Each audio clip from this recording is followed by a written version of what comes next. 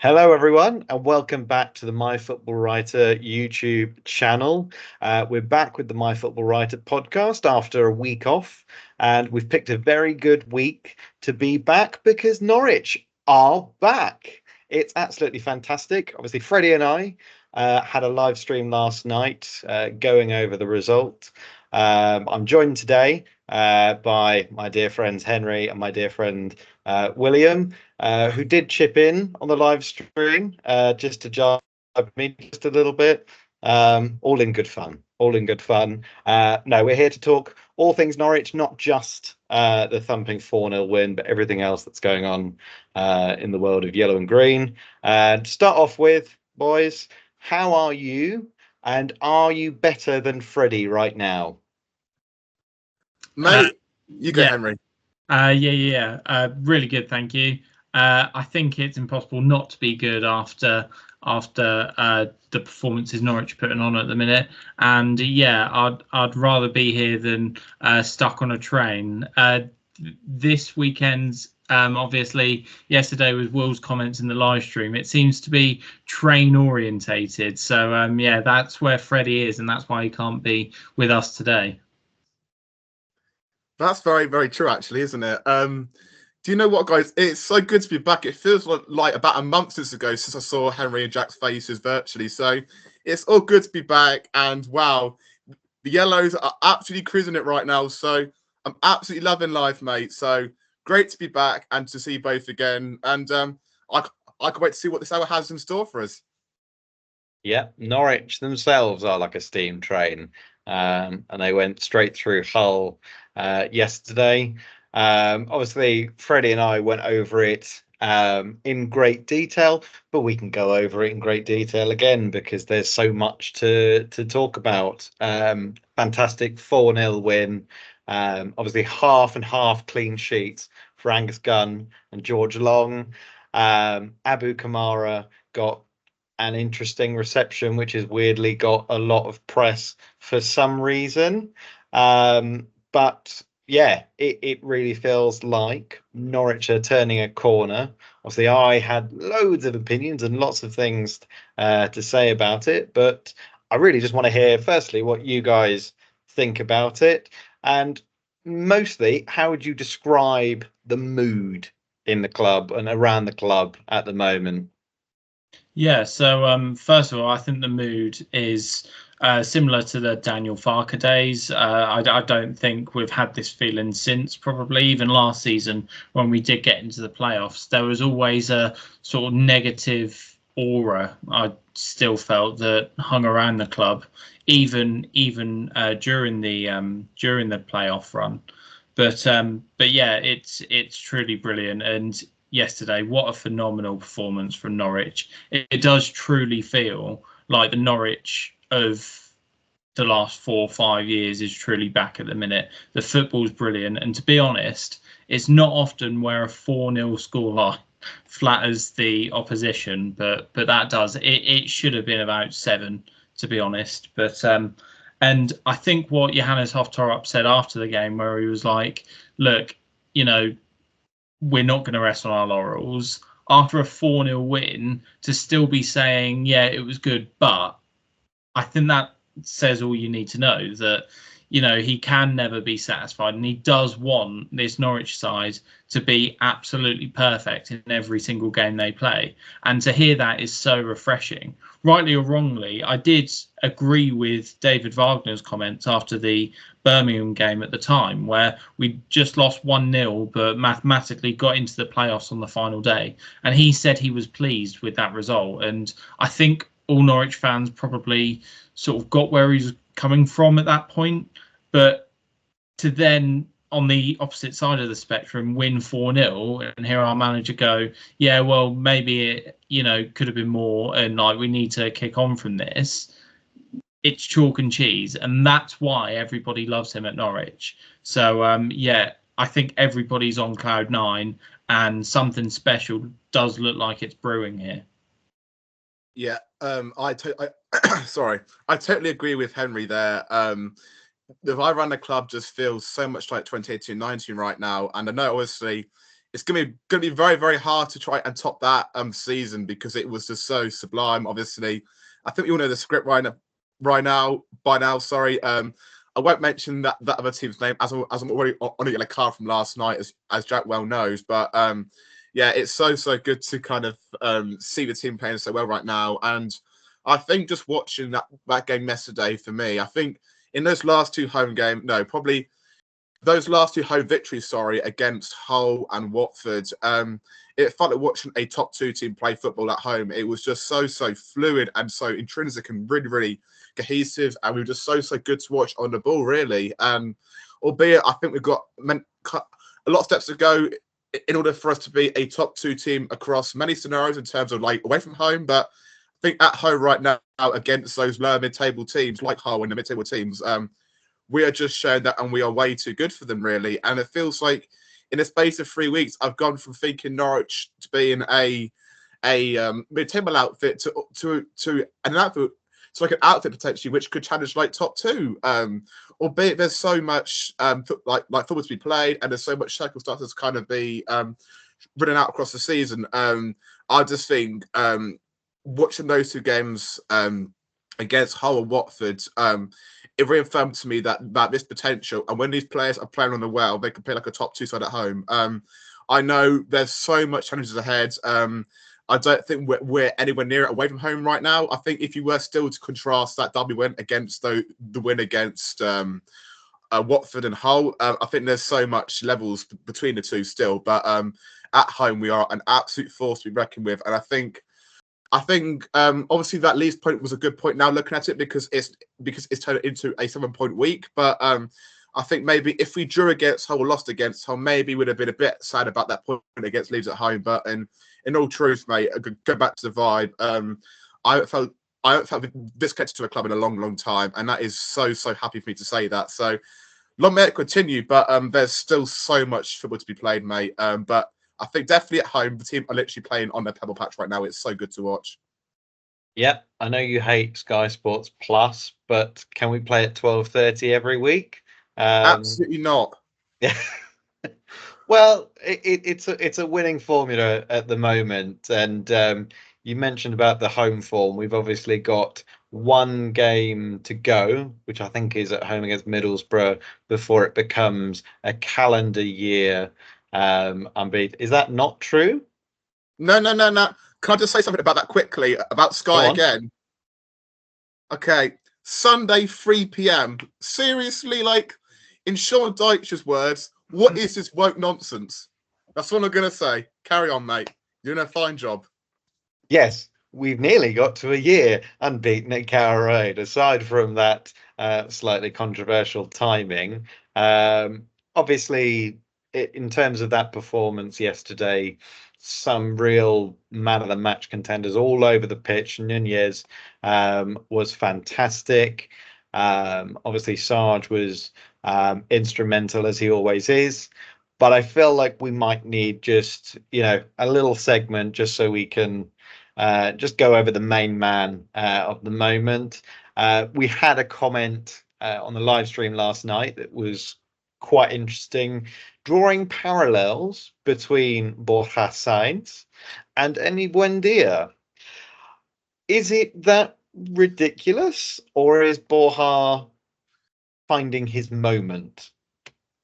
I think the way I would look at that situation is, for me, is I think Borja is taking a step now from being a good player at Norwich to almost being the main man. I think he's still got a bit of like a way to go to kind of be on the same levels as Rowan Sarah last season, but he's now turning into a player for Norwich where he's delivering in the big moments. And it feels like to me this season I've been more impressed with SAINZ's like moments and actions in terms of scoring goals and like his whole performance. But I think he's definitely still played really well across the games this season. But I do get that point definitely in the fact that I think he's now on that trajectory where like it feels like he's done something really good here, and I think that is very good for Norwich. Maybe when it comes to the transfer window next summer, maybe it's not a good situation for Norwich. But at the minute, I think Norwich are in a really good moment right now. As I said earlier on, it feels like Norwich are playing on a purple patch form right now. Just so good to watch, and SAINZ is the main man for that. I know you touched on Sargent as well, Jack. I just want to make a point about Sargent yesterday. His passing in the final third was so pinpoint and accurate. He's just so good at with the ball in like at his feet. We all know he can like going behind and create some really like dangerous runs into the penalty box, but like his like actual like play with his feet, playing players through in that first half, it was absolutely immaculate. So technically strong as well. I'll let Henry continue to mull over SAINZ a bit more, but I just wanted to say about Sargent's passing yesterday. It was an absolute joy to watch. No, I completely echo everything you just said. Well, I think with Borja SAINZ, is he on the same level as Emmy yet? Not for me, but he's definitely heading that way. He's got on the roller coaster, and at the minute it's heading up. But no, he's been absolutely sensational this year, and you know, big shoes to fill that both Rowe and Sarah left the club. So for him to just sort of take the team by the scruff of its neck, really, and him and Sargent sort of go, look, sort of this is our moment to step up. The fact that both of them have been as good as what they have done at the start of the season is phenomenal, really. But I know SAINZ is getting all the attention, but I think Josh Sargent has been absolutely phenomenal. Everybody's looking at Sargent as the focal point in this team, as the main man, as the number 9, as they should be. But his link-up play, as you referenced, Will, it's so good. I think he is the best striker in the Championship. Pound for pound, he is the one who I think you could put in any team and improve them. I think any team would be lucky to have Josh Sargent, and that's where Norwich find themselves at the minute. And yeah, long may it continue, both of them. So I don't think SAINZ is on that level yet, but I think the partnership as well. I've seen people say that the partnership between Sarge and SAINZ is similar to the one between Pukki and Buendia. And yeah, I fully agree with that. I'm fully on board with that. It's almost like, you know, they know what each other are going to do, whether that's Sargent setting up SAINZ or SAINZ setting up Sargent. They know exactly where the other one will be. They've got such a strong connection and such a strong bond. It's so nice to see. Yeah, I mean, they both speak Spanish. They've both got a silky first touch, and they both dislike that team that begins with I. That yellow card. No. That's a warning. That's just a warning. But no, I mean, you know, even for Nunez's goal where he drags the defenders away and they think he's gonna curl it in, but then, you know, he actually just lays it off, and, you know, really selfless play, like I said last night in the live stream, that, you know, you kind of weirdly expect a player of his ilk to be quite kind of how do I put it, self-obsessed maybe, and kind of a bit proud and kind of wanting to kind of show off his flair on his own, but obviously, you know, proving that there's, you know, team effort in there, and yeah, matched his goal contribution from last season. What we just want to have now is a situation where he doesn't lose his head. We obviously saw that last season where he boiled over, and we obviously saw it with Emmy, where it was a tactic for people to wind him up. What we don't want is for wily Championship managers to basically just open their whiteboard and say, right, here's the Spanish flag, here's a finger, poke it, poke the bear, he'll get sent off, and we'll get an extra man. So we just need him to. I'm not saying he is showing signs of being a bit feisty, but that's something that we want to stamp out. But a player who was weirdly feisty and really got under the skin of the Hull players yesterday, and a player who has generally been improving game on game since he started a few games ago, young Kellen Fisher, who I committed to him growing a beard. I await the outcome of that in a few weeks' time. But But Will, before we came on, you were saying that you really wanted to talk about Kellen Fisher, and I urged you not to use any controversial expletives. So say nice things, but yeah, keep it PG. Yeah, I'll try to, mate. I'm just thinking back at the last few seasons, really, and although it felt like last season Stacey was actually like really consistent, it just feels like in these last 3 games, like Kellen Fisher has like put in like three like star player awards, he's been the main man across the last 3 games, really. And I think Connor from the Pink and puts it absolutely brilliantly. He's like a cross between a modern day technical inverted fullback, but he's also got that bit of tenacious edge to him. Wants to make challenges and wants to get in the faces of opposition. Obviously, that was demonstrated at the weekend against Liam Miller and on Tuesday against Junior Firpo as well. So I'm just absolutely loving his performances right now.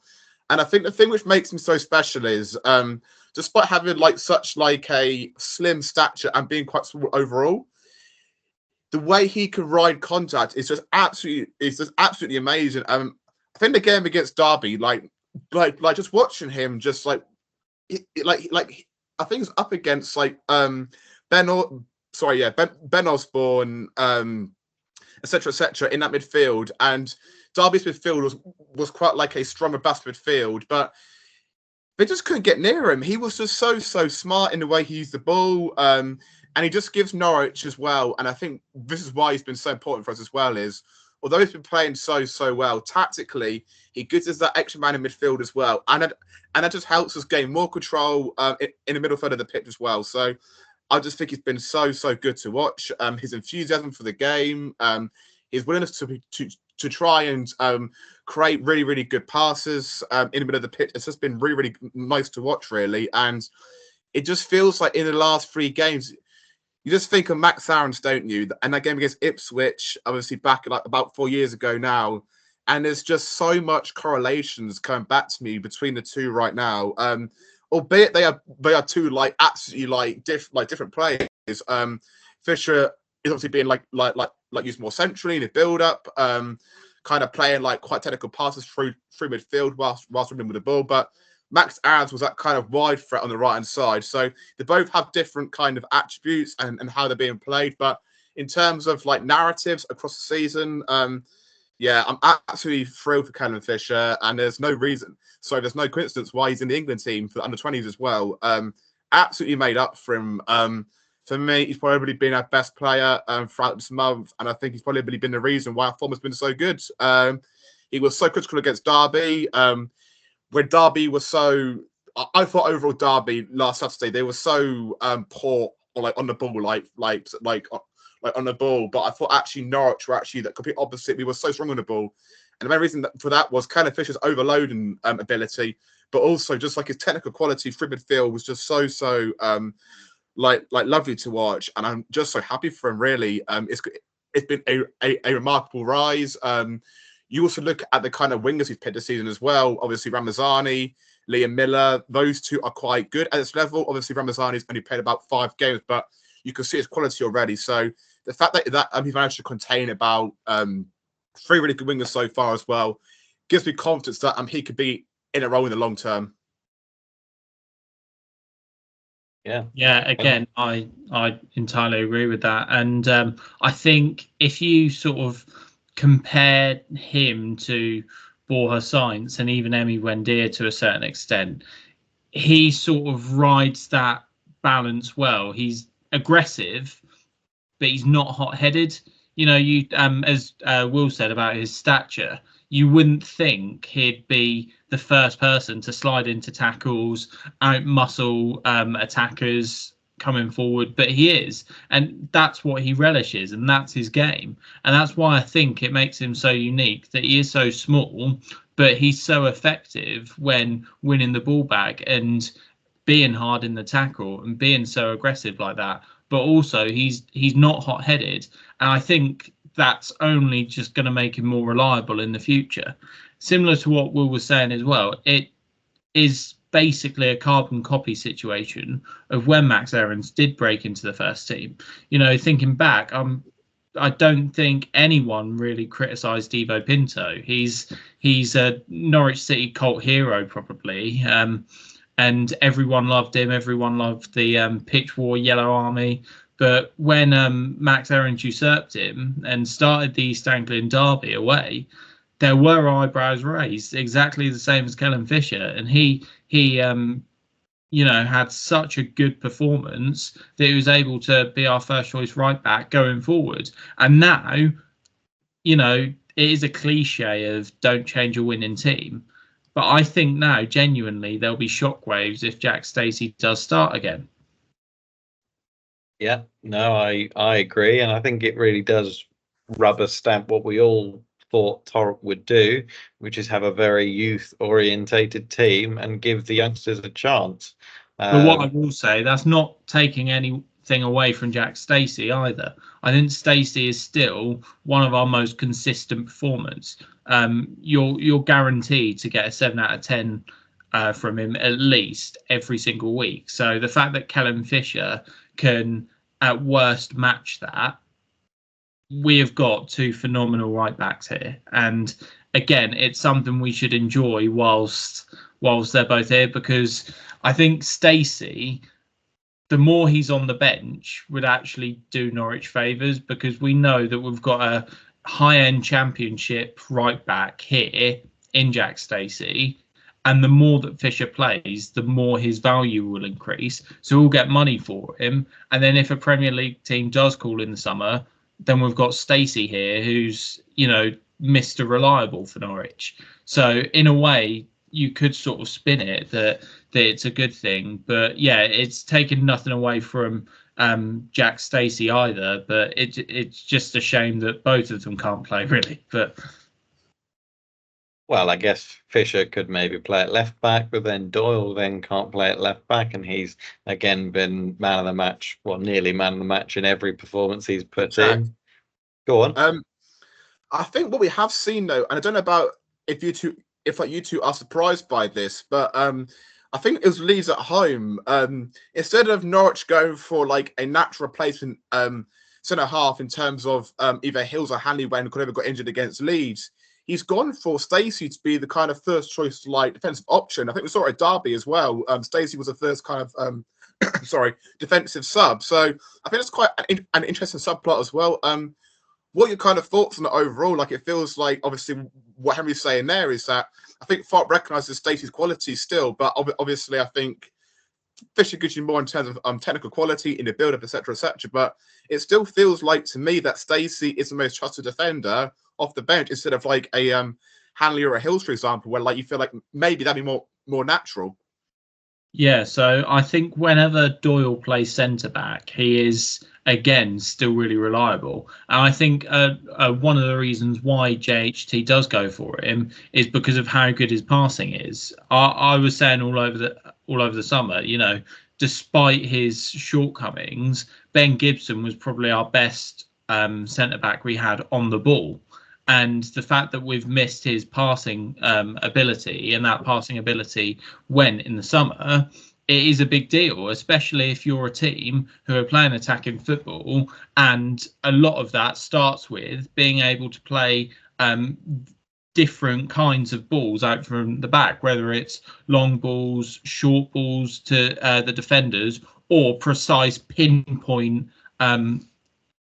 passes to your wingers to create quick counterattacks. And that was sort of Ben Gibson's like main asset. And I think Callum Doyle gives that to us in spades as well. So I think that's why he's gone for him there. And obviously he's a lot younger than both Hanley and Duffy there as well. So he's got more potential to grow. And for him, I know he's only on loan, but this season with him being on loan, it's about his development. And JHT knows that. He wants to develop young players first and foremost. And yeah, I think playing him centre back makes all the sense in the world, to be honest.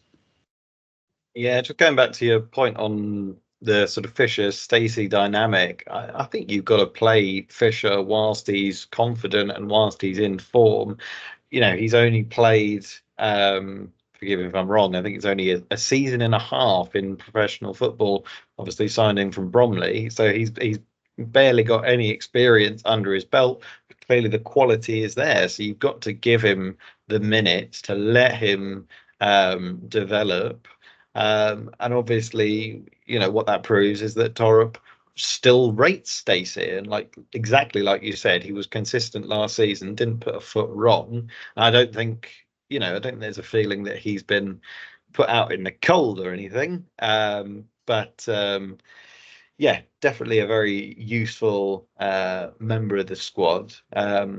But moving on slightly from the defence on the right-hand side to the attack on the right-hand side, this was a talking point from the live stream last night. Obviously, we've spoken about 3 of the goal scorers, but we've missed one of them. Young Cade Gordon got a nice little birthday present after a Hull terrible mix-up at the back, which felt weirdly Norwich-like. A gift of a goal.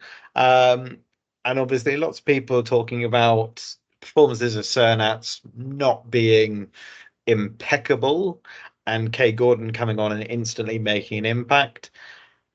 Does Kay Gordon deserve his start against Stoke in the next game, or do you still back Cernats, who's been starting pretty much every game but not putting out results? No, I think I still stick with Cernat. I actually think in the last 2 games, he's actually been much better.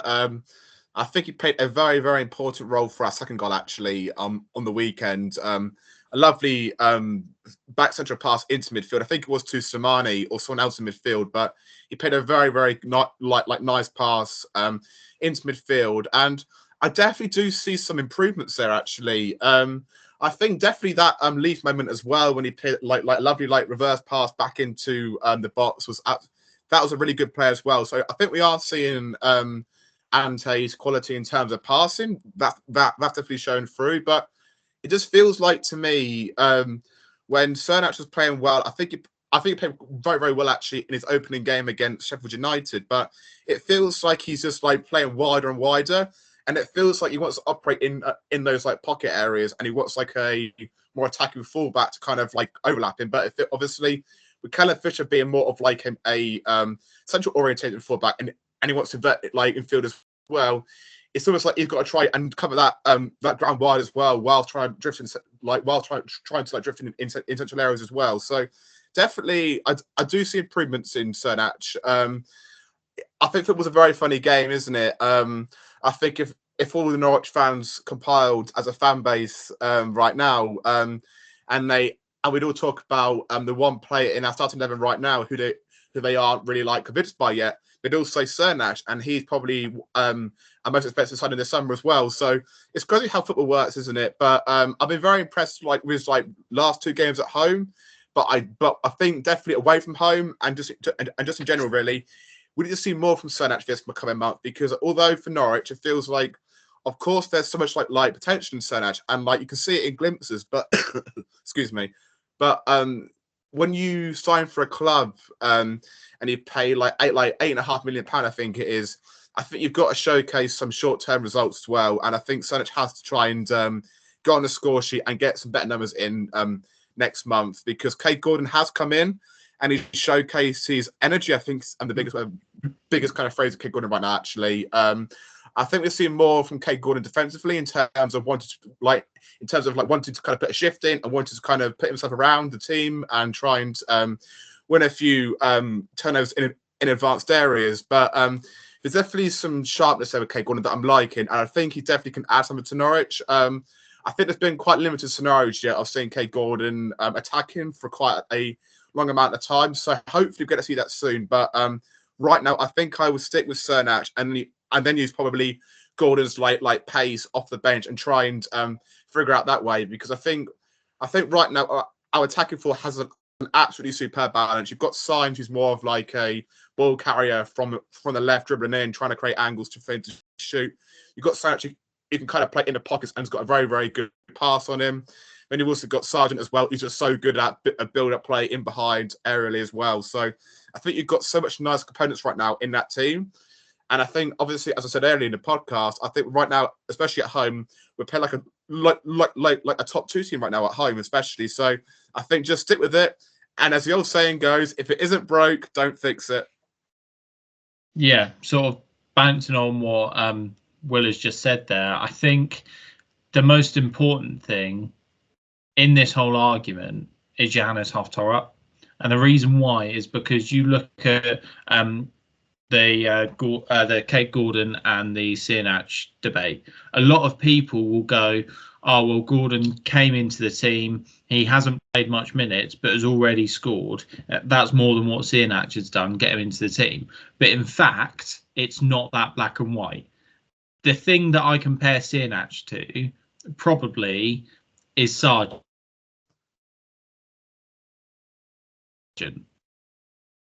He looked off it. I thought when we came down, that form wouldn't actually translate into the championship, and I thought that he'd flop in the championship as well, just because of how poor he did look in the Premier League. And yes, he was a Daniel Farke signing, but Dean Smith did not know how to manage him at all.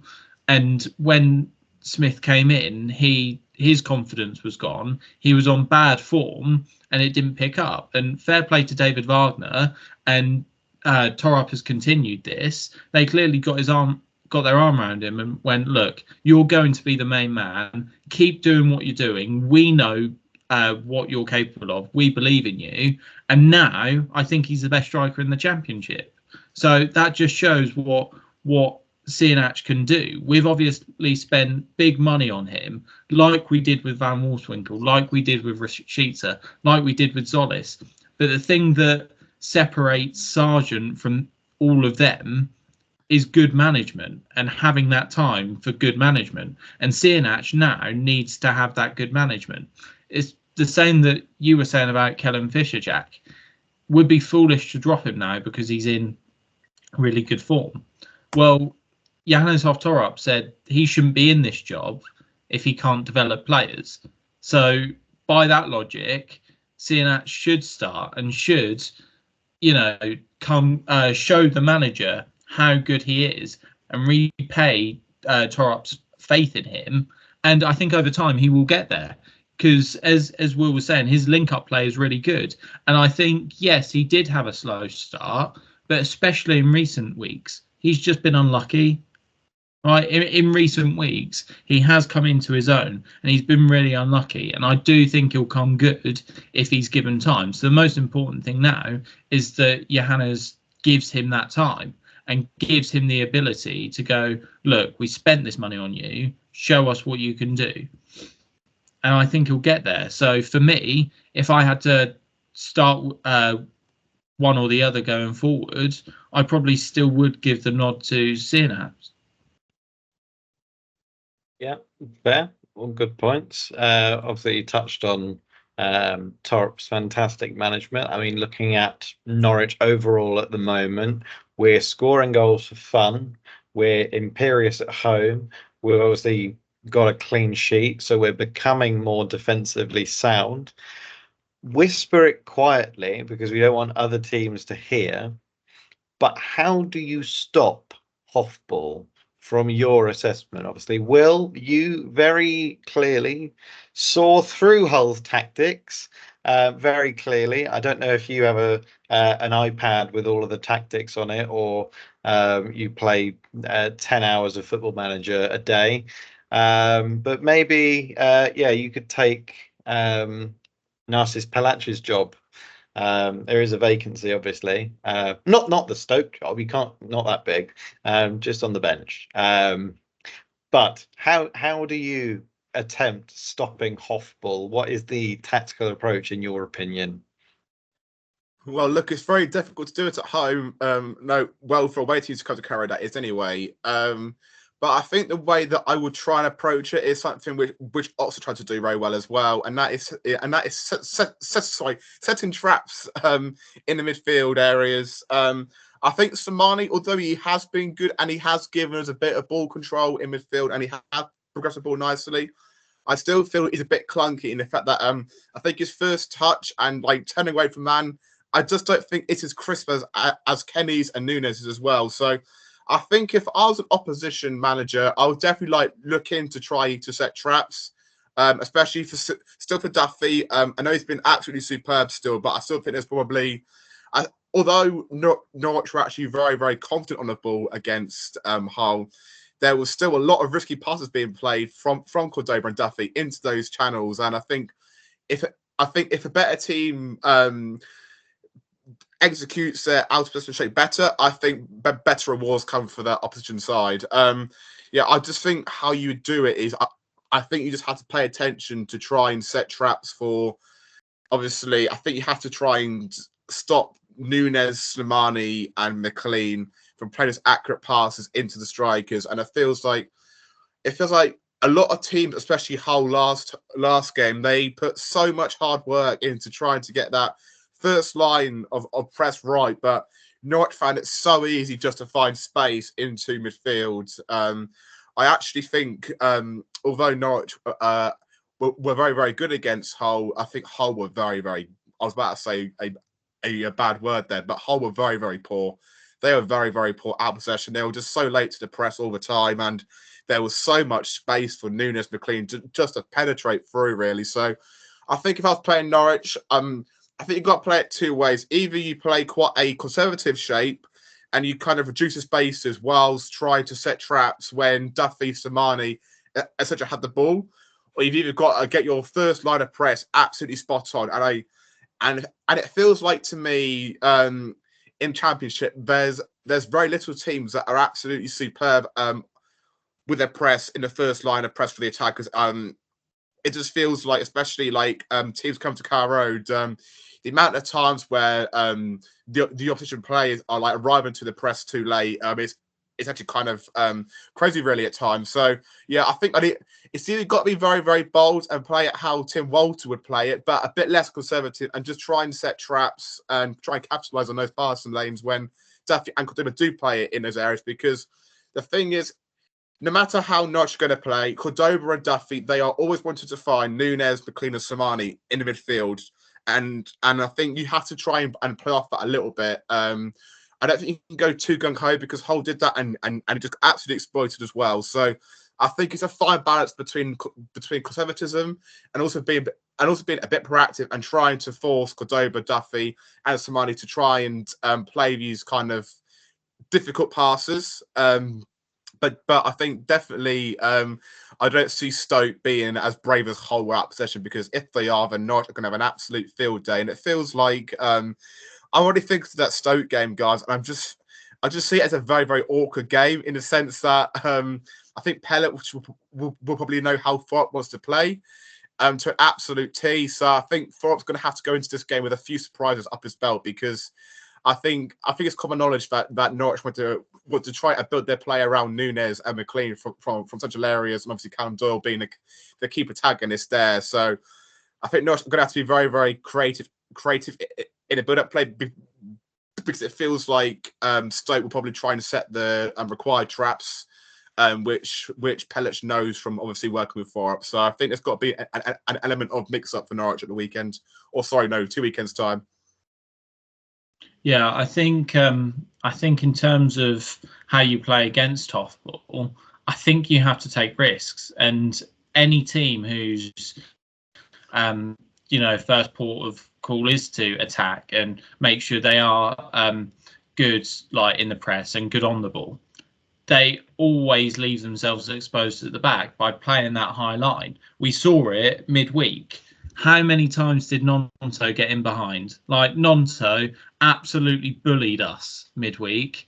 And I think everybody could see, okay, if Leeds equalise here, it will come through Nonto. And that's exactly what happened. He got the assist, didn't he? So, he at least played a part in that goal. So, yeah, with us, because we are quite expansive when we do look to break forwards, it does create gaps, and that's where sort of a good attacker like Nonto or other good teams like Burnley, say, who can play sort of like that expansive football, that's where they can hurt us. But they're then going to be exactly the same at the back, because that's how sort of people deem that you should be playing football nowadays. So yeah, I think conservatism and sort of the way Hull played, where they were like, right, we'll let Norwich have the ball and just try and hit them on the counter attack, is always a recipe for disaster.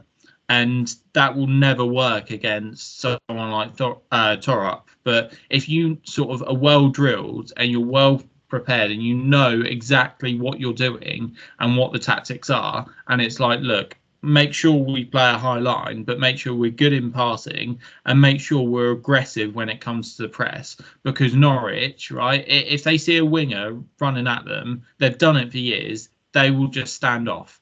And for someone like Nonto, it's perfect for him to then just run in and either score or assist. So for me, that is the big flaw of Hoffball. And I just generally think as well, if you're getting Callum Doyle in a foot race as well, especially a left back, he isn't exactly the quickest either. So I definitely think there's room for Norwich to try and think about that in the long term. I think Stoke play this guy called either Millian Manhoof in that like right side of role, but they also they also go for Lewis Kumas as well, and Kumas is an absolutely electric winger on loan at Stoke right now.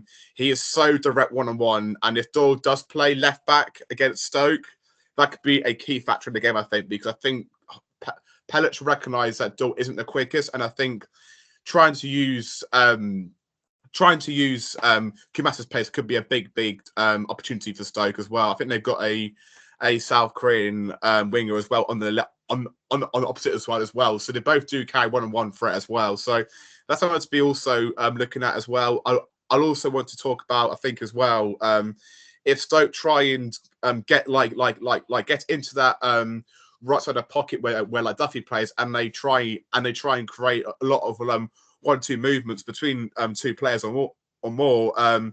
I think we've all seen Duffy's recovery pace, even for that Leeds goal and the Blackburn goal that they scored.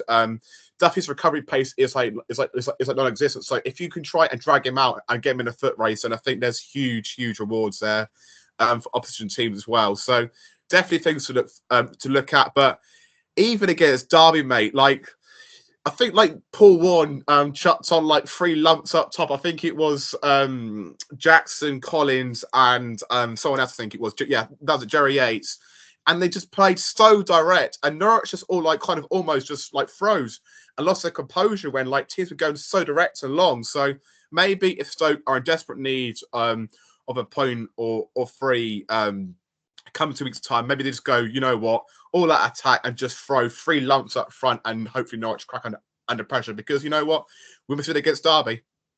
And that Derby goal sort of supports your point, really. I know with Nonto, it was down Doyle's side, and I'm pretty sure it's down the other side for the 3-2 goal. But that defending was atrocious. Like, no matter how well Norwich played, you cannot justify the defending, because the attacker, I forget who scored now, but he basically just ran through the entire team and scored.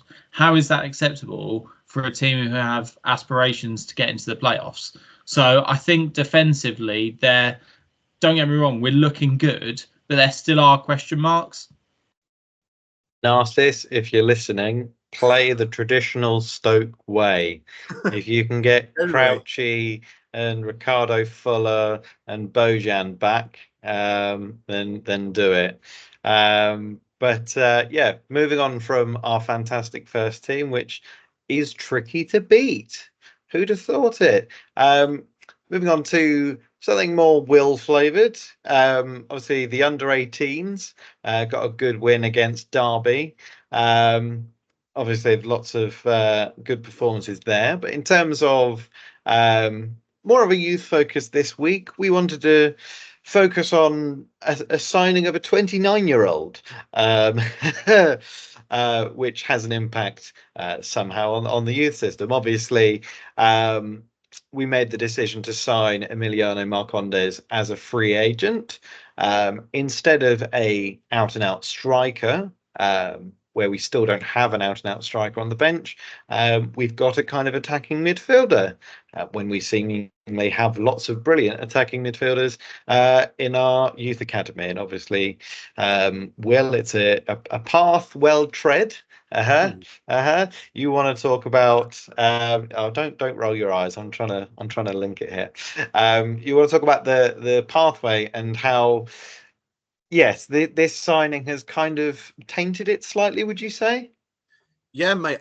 If I was to look at this month overall from an academy perspective, results and performances wise, generally very, very good. And touching on the 3-1 win for the under 18s, Derby were actually unbeaten before today, so Norwich got a massive statement win there, and it just shows this season the quality and the determination of the group is just so refreshing to see, really. And so a massive fair play. So I also want to shout out one player in particular. Actually, there's a player called Hugo Valencia Gomez. A very, very lovely name. He's a second-year scholar, but last year he spent about 12 months out of an injury. And as you know, in academy football, that is just a worst-case scenario, especially when you're trying to prove yourself at a very critical time in your career. So, and he scored at the weekend, so it was so nice to see him try and reforge his career back, really, after quite a horrible injury as well. That win takes Norwich to second in the group, and Norwich are actually in, I would say, a group of death, really. Look at Derby's start; they were unbeaten before Norwich today. Obviously, Norwich also in a group with Man City, and Man City have about 5-6 England players, under 18 players in their team. So that isn't exactly an easy task. Obviously, there you've got Brighton as well. They're still pointless, but obviously they're still a really good side as well. So Norwich have a good chance to qualify if they beat Brighton. Obviously, they'll need Man City to try and lose or drop points to Derby in the process as well. But generally, Norwich are in a very, very good moment right now, especially in the 80s Premier League Cup. So fair play to them. But generally about the pathway, I just think this last month, I've been a bit sad, a bit demoralised, really. Maybe because when JHT arrived into the club, there was so much emphasis on youth, and it was so, and the terminology, every sentence, especially in his opening press conferences, it was so orientated around youth. But then they go into the free agent market and sign Emiliano Marcondes. Obviously, I haven't watched Marcondes's on a huge note, and I can't comment on all of his kind of status in his career as such, but I know obviously he's got a very, very good reputation, at Brentford and Bournemouth, and he has contributed to some promotion campaigns as well. But it just feels like I feel like we've been here before. We've had obviously Van Hooijdonk, and even Danny Barr from a position sense, where Norwich have an injury or two, and they overcompensate their squad, and they just think, oh crap, we're actually a bit light here. We actually got to try and get more numbers actually in the building. But if you think about it long term, this season, the likes of Danny Barr, the likes of Van Hooijdonk last season, they played about 3 games and they started about 1 or 2.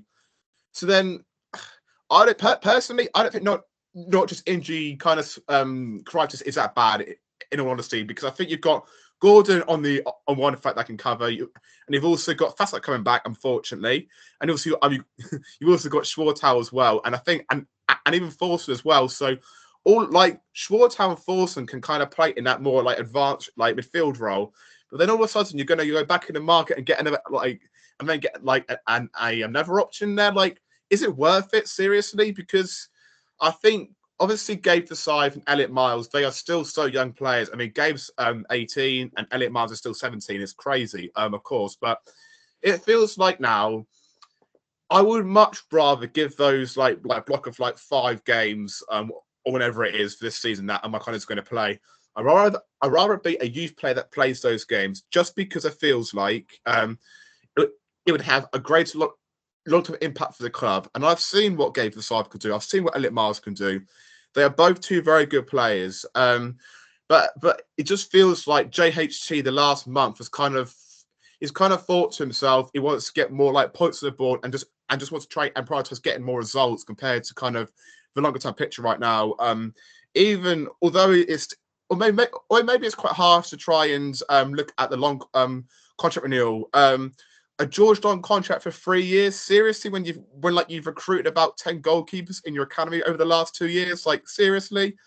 I know obviously goalkeepers is quite a difficult topic in terms of development and kind of where like each of them are at in their careers, because it can be so hit and miss for academy goalkeepers. But I think if you're Archie Mayer, if you're Caleb Anson, and you're seeing that George Long is going to be here for another 3 years, when the club actually in 3 years want to be a Premier League club, like, is George Long a Premier League backup goalkeeper? Is he hell? So that's why I'm a bit sad about that situation, because I feel like although maybe it's a bit far-fetched, I would maybe inclined only to give Long maybe like a 1 or 2 year contract extension, because I don't think in 3 years' time, not trying to be at like a much higher level, and it feels like I don't think Long is there yet, or I don't think he's be there in the future. So that situation as well. And then obviously we've seen, I mean, the likes of Brad Hills again playing 21 football. He showcased at Accrington last season. He's way too good for that level. So why is he now playing 21 football again? So I think we actually have seen some kind of press conferences from JHT actually as well, showing a bit of understanding and a bit of empathy about the situation really, and kind of maybe a bit of regret as well. But there should be a situation where you've got Brad Hills, Jenna Warner, and John Tompkinson actually, especially the latter two, Tompkinson and Warner. This will be their 5th season playing 21 football in terms of playing from 2019 to 2024.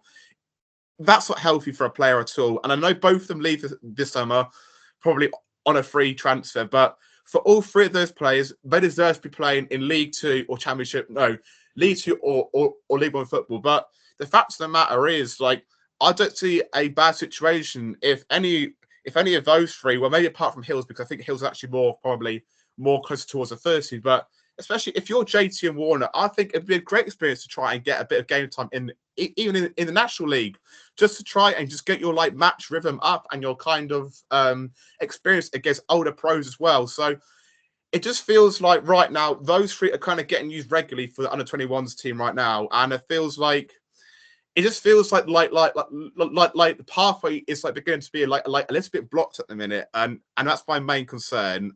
It's not a big concern, but I just think, especially even like, why did Game for Side come on at the weekend? Like, the game was done and buried. Like, surely, like, I think if JHT, if that's him in open mouth for the season, I think he plays for Side in the last few minutes of that game. So look, we'll see. I'm a little bit worried, Laz, I can't lie, because I feel like we were here with Wagner in terms of wanted to see these like young players come up, like come off the bench when about obviously the Rotherham game. We saw obviously Kenneth Berg come on, but it feels like when Norwich are in a very, very comfortable position, like, why not give the likes of Elliot Miles game for 5 minutes with the first team? It's an absolutely great experience for them. So I'm a little bit annoyed about that. But I still love JHT absolutely. But I just think I think he could be a bit more open-minded about his young players, because right now it feels like some of them are suffering a little bit.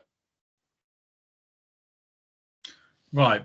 How do I follow that then? So I think I think your monologue was absolutely brilliant, Will, first of all. And you started by mentioning someone called Hugo Valencia Gomez, was it?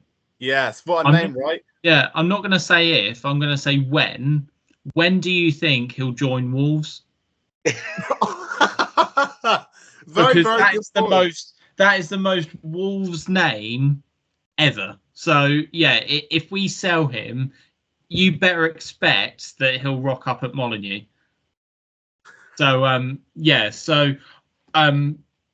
sort of following on from what you've said, I do think JHT has potentially got his hands tied a bit, because if you look at like Cianach, who we've spoken about, if he then goes, right, Cade Gordon's going to come in and benches Forsyth and benches Cianach, then he's not developing a player we've spent £9.5 million on, and he's also not developing a player from a youth academy. Whereas if it's a like-for-like change, people are still going to say, well, hold on, we've just spent a load of money on this player and you're preferring a youth player over him. Yes, that's good for their development, but for his development, it's just another flop, and it's just another flop that was spent so much money on, and that money's just been wasted yet again. So I think for Torup, it's a very difficult situation, and it's one that he needs to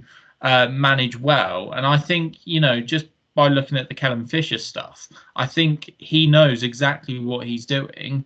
And what I will say as well, if Wagner was still in charge this season, you were talking there about Gabe Forsyth. Would he have started the opening game of the season? I don't think so, So I think, yes, it is annoying that Forsyth did start against Blackburn and sort of hasn't really kicked on since then. But to be 18 years old and starting for your team in the Championship is still such an unbelievable achievement. And, everyone associated with the club knows how much Gabe Forsyth deserved that start as well. It didn't. Well, it did come out of the blue just because he'd never played for the Norwich. Well, he'd never started for the senior team. But in terms of his ability, it wasn't out of the blue at all because, we all know what he's capable of. But I just think for Torup, he has got quite a big squad now if you factor in the under 21s and under 18s players. So it's just, again, it just comes back to good management. And I do feel that he probably has got his hands tied a bit, but he knows what he's doing. So I have got full faith in him. The best thing that could happen to the youth pathway is a lot of senior injuries. As much as that's very much a devil's advocate situation, if we're finding that, 2 or 3 more players get injured, he can't go back into the free agents, or maybe he can. But what I will say, I don't wish injuries, but there we go. What I will say in terms of the injuries, there'd be, I think, with Forsyth's position at the minute, it's fine. But I think there would be issues there if Fasnacht came back and Onel Hernandez came back and he opts to go for either of them over Forsyth. I think that would be the issue then. Because, right, again, loads of people are swiped up in Hernandez fever because he scored a couple of goals against Stevenage, when in reality he hasn't done it for years, and Forsyth needs to be ahead of both of those players in the pecking order. So when they come back from injury, it'll be interesting to see what Forsyth's position and Elliot Miles, what their positions are like in terms of opportunities in the first team. I think they'll still probably be on the bench just because they need to be. Yeah. Well, we will see. We will see. But we're coming close to the end. Just before we go on to some quick fire, some things I'll describe very shortly. We'll quickly go over to our women's correspondent Henry Miller for a quick update in all things Norwich City women. And I understand they're on a bit of a winless run. Is that right? They're on a winless run and an unbeaten run at the same time. So once again, the main thing we know about this Norwich side is that they don't lose matches. They lost one match in the league throughout the entirety of last season, and that was against Actonians. And when we played them this season, we absolutely thrashed them. That was earlier on in September, and since then we actually haven't won a league game. So we drew today at the Nest with Real Bedford, newly promoted side, and it finished 0-0. And that means our last 3 games, I believe we played Chesham and AFC Sudbury, and they've all been draws. So we're not on a good run of form in the league as such, but in the cups recently we've been really good. So in the first round of the National League play, we beat a Brighton side. Actually, I think that was in the qualifying round. But yeah, we beat a Brighton under 23 side. I'm not sure what the sort of rules are about development sides in the women's game, but obviously I know that Brighton are in the Women's Super League, so a lot of their players will have ambitions to break through into their first team. So beating them in the play is such a big result. And then in the following round, which I think was the first round, we played MK Dons at the Nest, and they're a tier above us, and they're quite an established third tier side, I believe. And again, we beat them 3-2. So in the cup, we're going really well, and it is another cup game for Norwich next weekend. We've got Needham Market at home in the FA Cup this time, rather than the plate. But no, it's a strange one because we're still unbeaten. We've still got that sort of momentum behind us, I guess, and especially at home. This was the first points we've dropped at home all season, even including the cups, other than the Ipswich game, which we lost, which was at Carrow Road. We actually haven't lost or dropped points at all at the Nest this season. So hopefully today's just a bit of an anomaly, but yeah, the last 3 games we've drawn. So yeah, we definitely need to turn that around in our next league game. Everything about Norwich is unbeaten and amazing at the moment. Just can't wait for it all to change. It might not. Not that I'm the one that's bookmarking lots of tweets and scaremongering gloom and doom, but long may it continue into next week's it's an international break. Okay. Is it the 19th? We've got to wait till the 19th to play Stoke. Oh, it's too long. Anyway, we'll go on to something different than just quick-fire hot takes. It's ever so slightly different, but it's still kind of quick-fire. I have instead written 5 statements, and you have to discuss them as quickly and off the bat as you can. And we're going to try and keep it snappy, but some of these may take a bit longer. I want more than a yes or a no. Some, insight, but clock is ticking. Okay. First point for you to discuss. Wes Hoolahan's legacy is tainted by his poor Premier League performances. Discuss. I'll start with you, Henry. No, not at all. Wes Hoolahan is a legend and will forever be a legend at Norwich. I think even in the Premier League, especially under Paul Lambert, he was probably our second best player after Grant Holt, our second most iconic player after Grant Holt. And even in the Premier League, he produced his moments of magic as well. So yeah, Wes Hoolahan will never have his reputation tarnished at Norwich. I don't think so. Yeah. Completely agree. Just the fact that he was so good in the Championship, and he always gets remembered in like an all-time Championship 11. Like he is always there with like Whittingham in midfield as well. So absolutely, mate, love him always. Fair points. Point number 2: Daniel Farke should not have been sacked after that Brentford loss. Discuss. I think he should have been, because I think if you compare his first season in the Premier League to his second season in the Premier League, the tone and the feeling around the club had completely changed. The first season, we were in most games we played in that Premier League season until Project Restart, at least. But we were playing good football as well. I think a lot of it was down to us just being unlucky and not being clinical enough. Whereas in that 21-22 season, we did look really off the pace. The signings looked atrocious. And I think that's still when Stuart Webber had ambitions to try and keep Norwich in the Premier League. He knew that it didn't work the first time, so he needed to roll that dice. So I think the timing was right, but the following appointment was wrong. Brilliant. Yeah, I agree. I think he should have been sacked. But I think the main thing which Norwich got wrong in that scenario was I think they just appointed the most they just appointed the most non-Norwich manager absolutely possible, and they just got the absolute wrong personnel choice available, and they went for your profile picture, Jack, as well. So it was the right decision, but it was a poor replacement. That's my say on that.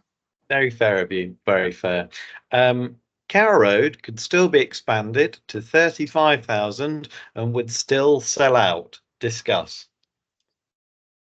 Not necessarily 35. I think 30,000 would still sell out 100%, or maybe even 32,000. Basically, just stick a stand on top of the city stand, and yeah, it would still sell out, even if you don't fill in the corner where the hotel is, because the hotel obviously isn't going to get knocked down. So yeah, if you just build on the city stand, I reckon like the demand for tickets, especially if we're in the Premier League, you'd easily sell that out. Yeah. I think it depends what league we're in, mate. So I'm gonna say no. I don't think we do. I don't think we sell out every week. So I'm gonna say no for it. No for that. I don't know about you guys, but obviously, Jack can't vouch for this. But especially like in the Carrow Road night games, like it just does feel like a bit more empty compared to normal. So I just think having that in mind as well, I don't think we would, but it'd be pretty close. Fair. And the worst possible player to pick up a long-term injury right now is Josh Sargent. Discuss. Absolutely agree. I absolutely agree with that. Just because of his link-up play, his physicality, his goals. If we lose him, we would be in the mud. And yeah, that would effectively be our season over as far as I was concerned. So yeah, I think he is the most important player for Norwich at the minute. So I completely agree with that. Oh, it's tough. That's very tight. Do you know what? I'm going to say incorrect. Because I actually trust JHT's coaching abilities more than Wagner. And I think he would unlock more out of like a makeshift striker like Sonach up front.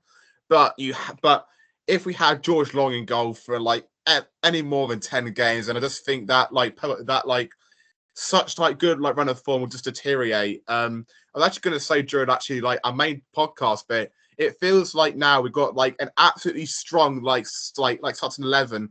I think if any of like our starting 11 got injured, probably barring Cernach, I think it'd be a major blow.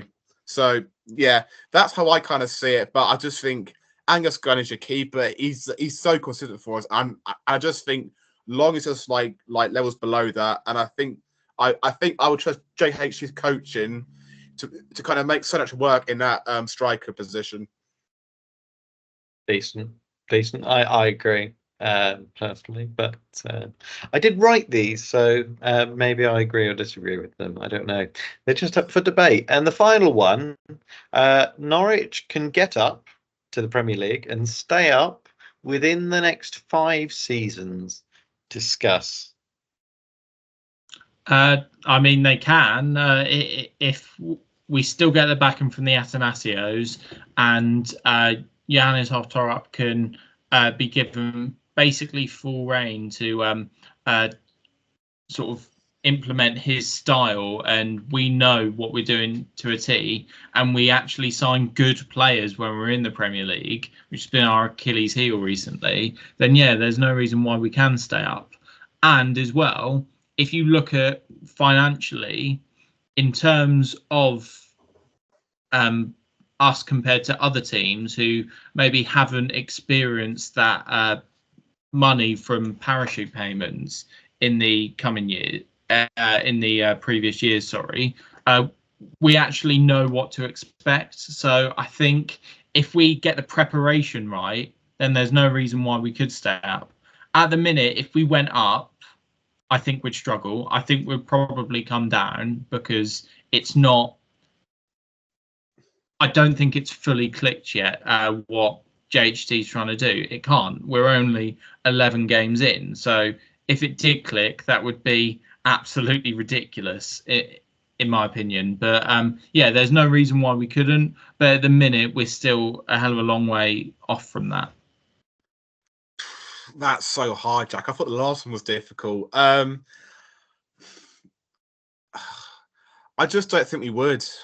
I can't lie to you, mate. I think if you were to look at the Premier League teams now and the ones that are struggling, it's ones that have got such like a brave and expensive style of play. Like Southampton are a great example, poor old Russ, but it just feels like the teams that want to be so kind of expansive in possession and they want to build from the back, it just goes to absolute beep. So especially in the Premier League as well.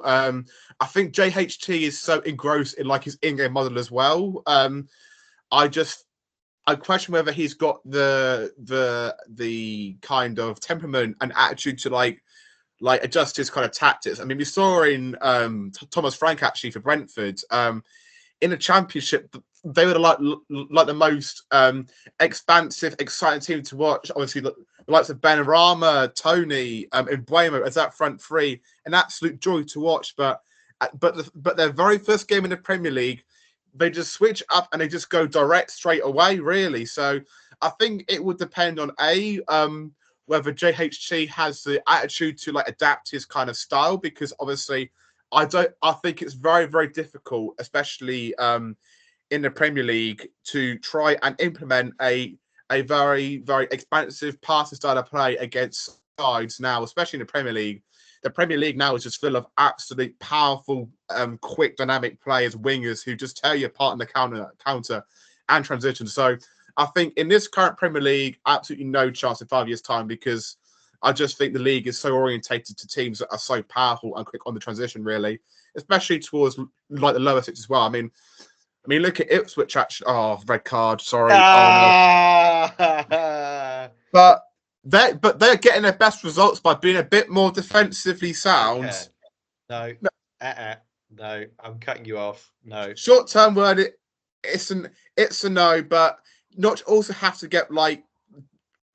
I think what Norwich want to do is like Brighton. They want to try and like get like players that have like a really good resale value, and then obviously then like reinvest. I just don't see it happen, and I think we're just cursed as well, like poor old Spurs. So I want to be proved wrong. I love the Hoff, but the Premier League is absolutely killer. It is it's horrible.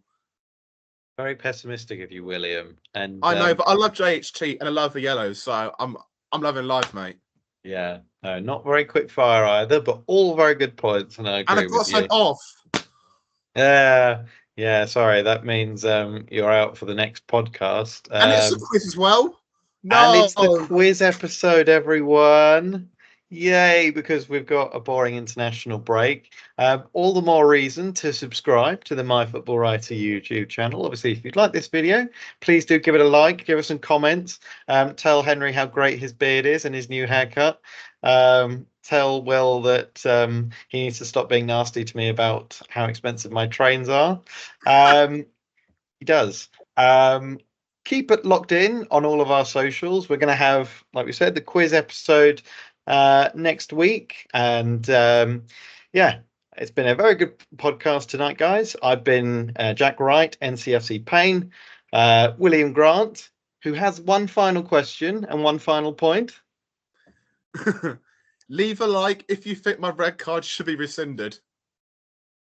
Leave a like if you think William's red card should be rescinded. Yes, so myself, Jack Wright, Will Grant, Henry Miller, another brilliant My Football Writer podcast, and we will see you next week for some fantastic quizzing.